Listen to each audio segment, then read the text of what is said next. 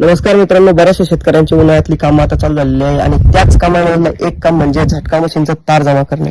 आता तेच तार जर जमा करायचे म्हटले तर आपल्याला प्रत्येक बंधाऱ्यावर फिरावं लागतं आणि प्रत्येक बंधाऱ्यावर फिरून हे रोल घेऊन आपल्याला चालावं लागतं आणि यात टाइम सुद्धा लागतो आणि मेहनत सुद्धा लागते.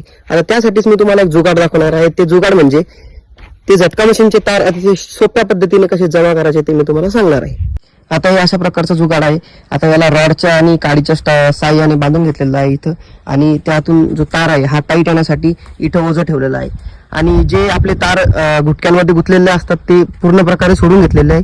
आणि त्यानंतर काय करतो, हे जुगाड आता काम कसं करतं, आता या पद्धतीने हे रोल खेचतात आणि खेचल्याच्या नंतर इथं जे आपण ओझं ठेवलं आहे या ओझ्यामुळे तार हा टाईट होत चालतो.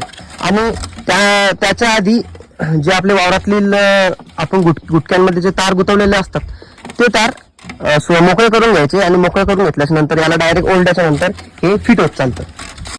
व्हिडिओ आवडला असेल तर चॅनलला फॉलो किंवा सबस्क्राईब नक्की करा.